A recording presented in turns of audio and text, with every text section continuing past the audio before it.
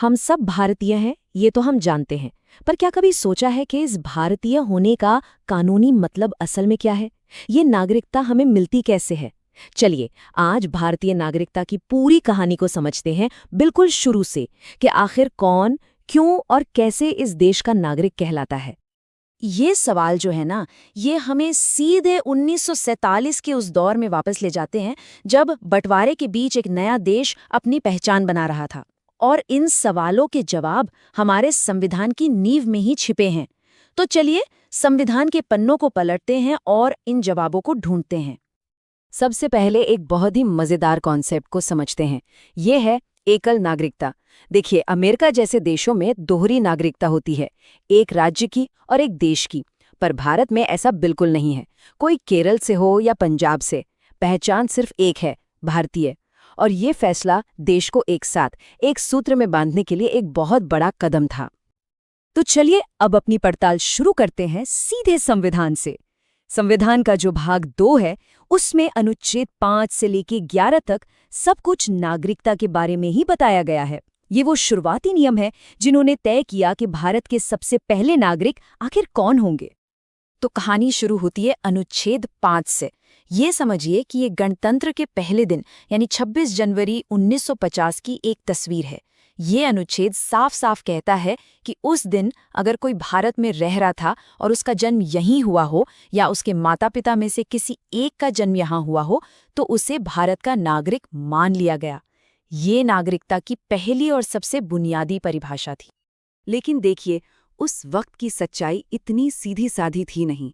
देश का बंटवारा हुआ था और लाखों लोग अपना घर-बार छोड़कर सरहद के इस पार से उस पार जा रहे थे। इस बहुत ही असाधारण स्थिति के लिए जाहिर है संविधान में भी कुछ असाधारण प्रावधान करने पड़े। तो इस बड़ी उथल-पुथल से निपटने के लिए 2 बहुत ही खास अनुच्छेद बनाए गए। अनुच्छेद 6 ये उन लाखों लोगों के लिए था जो पाकिस्तान से भारत आए थे, इसे अपना नया घर बनाने। वहीं अनुच्छेद 7 उन लोगों की बात करता था जो पहले तो भारत से पाकिस्तान चले गए, लेकिन फिर वापस भारत लौटने का फैसला किया। संविधान ने इन दोनों ही तरह के लोगों के लिए नागरिकता का एक रास्ता बनाया। और ऐसा नहीं है कि संविधान बनाने वालों ने सिर्फ देश के अंदर के लोगों के बारे में सोचा। अनुच्छेद 8 में उन लोगों को भी नागरिकता का हक दिया जो भले ही विदेश में पैदा हुए हों, लेकिन जिनकी जड़ें भारत से जुड़ी थीं, यानी जिनके माता पिता या दादा दादी भारतीय थे। अच्छा, अब आते हैं 3 ऐसे नियमों पर जो नागरिकता के भविष्य को तय करते हैं। अनुच्छेद 9 ये एकल नागरिकता को और भी पक्का करता है। मतलब अगर किसी ने अपनी मर्जी से किसी और देश की नागरिकता ले ली तो भारत की नागरिकता अपने आप खत्म।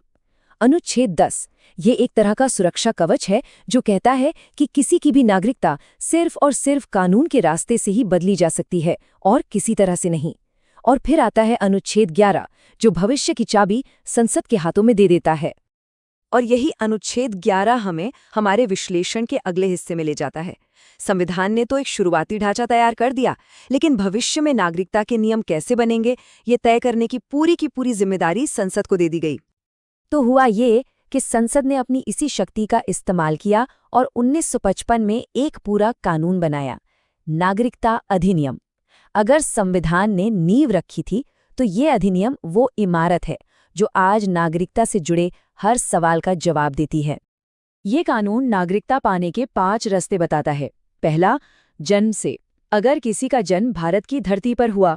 दूसरा, वंश से, यानी अगर किसी के माता पिता भारतीय हैं। तीसरा और चौथा है पंजीकरण और प्राकृतिक रूप से। ये उन लोगों के लिए है जो कुछ शर्तों को पूरा करके भारत को अपनाना चाहते हैं।